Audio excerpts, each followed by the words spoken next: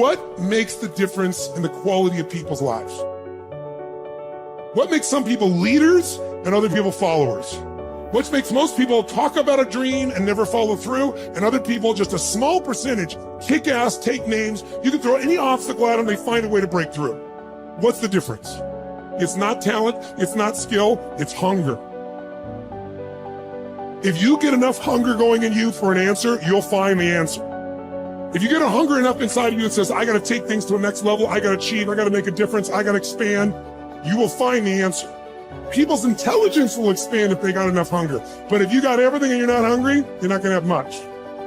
The super successful don't stop once they hit their targets. They simply reset and go again. Anytime you stop reaching for massive success, the next thing, you start settling in, that's when you start having problems. The comfort zone is dangerous. When you're comfortable, you are most dangerous. You should never feel comfortable. You should be happy and dissatisfied. Well, you should be afraid of taking risks and pursuing something meaningful. But you should be more afraid of staying where you are if it's making you miserable. It's like you're paying a price by sitting there being miserable. You might say, well, the devil I know is better than the one I don't. It's like, don't be so sure of that. The clock is ticking. And if you're miserable in your job now and you change nothing, in 5 years, you'll be much more miserable and you'll be a lot older. So don't be finished. Be starting. Be alert. Be ready. Be attacking. Be relentless. Let the enemy stop. Let the enemy rest. Let the enemy finish. You don't finish. Don't stop. Don't rest. Not until the enemy is completely destroyed. You are excellent. Now stop playing small. You are excellent. Stop playing small. You are excellent. Stop taking the hand that they dealt you. Take ownership. If you can get all A's in the class, do it. You don't need nobody to give you $50, $100, no pair of shoes, take you on no trip. You a grown man. Do it because you can. Stop needing a carrot. Stop needing money. Stop needing a trip. Stop needing somebody to give you a sticker on your head, and do it for the pride of who you are. Do it because you can. I don't care what your friends are doing. When you leave, what you fighting for? What's your legacy? What you gonna do? You say you a champ, but do you practice like a champ? You say you a champ, do you fight like a champ? You say you a champ, do you have the mentality of a champ? You have to hustle. You have to get going. Get up out of your seat and move. You have to take massive action. It's hard, it sucks, it can sap you of your mental and physical energy, but you need to get going and get up after those things that you want. No one's gonna do it for you. Work on yourself every day.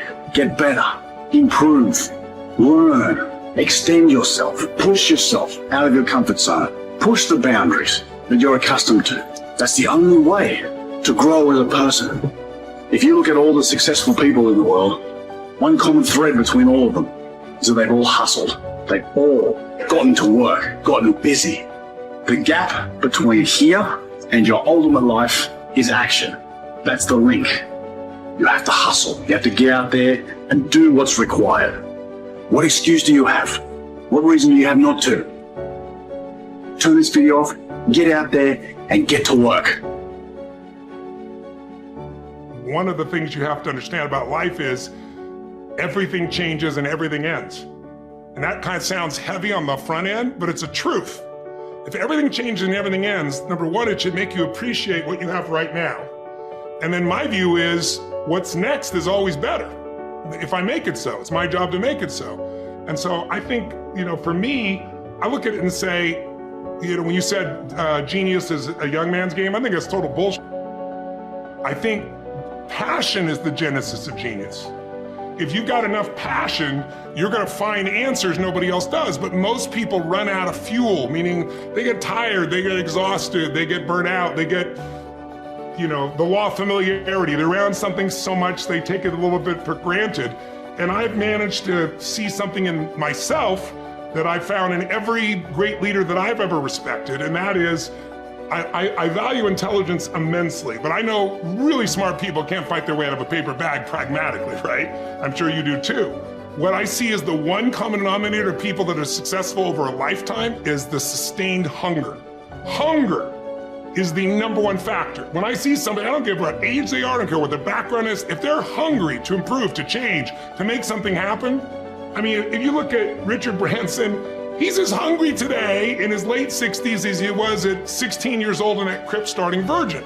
You know, you look at my buddy Mark Benioff, you know, he's I think in his early 50s right now. Mark is more hungry today than when I knew him 12, 14, 15 years ago when he was first coming up with the idea of, he went to one of my seminars over and over again, the UPW, you know which one. And he went there like 4 or 5 times and he was sitting in the front row, he's a tall guy, introduced himself and said, "You've convinced me, I'm gonna leave this company I work for as an employee here and I'm gonna go start this new company called Salesforce.com. Wow. And he says, "Tony, we're gonna do $100 million in business and we're gonna change business." Now he's doing whatever, 30 billion right now.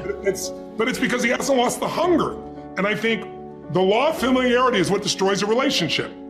You get around somebody enough, you love them, but you don't have the same passion, same aliveness.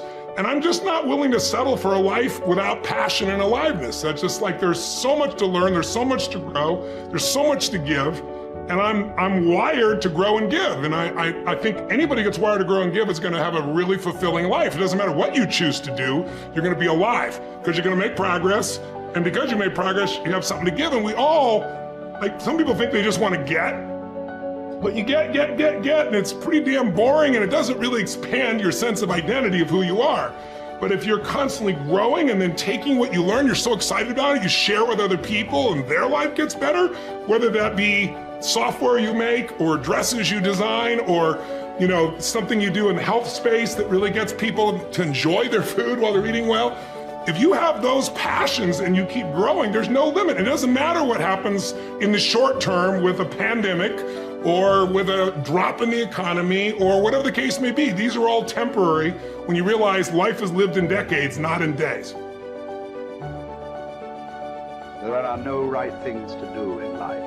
If you choose something and put everything that you have into it, it'll become a great thing. Is it the right thing? Is it the best thing?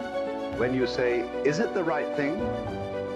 What you're asking is it the best thing to do in life? There is no best thing to do in life.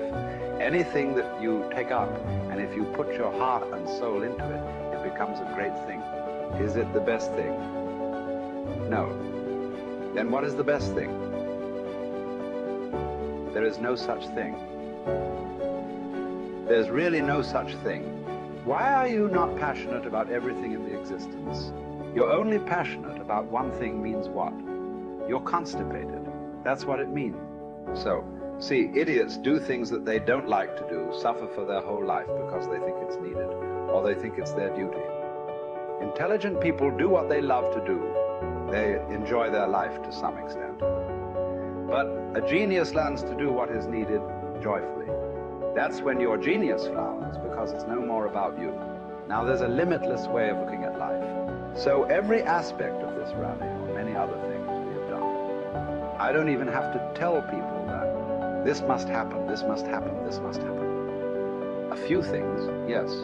Rest of it, I just make it up in my mind. I know it must happen. And it will happen. Not because I'm exercising my will over the world, because I'm just fulfilling the will of the world, that's all.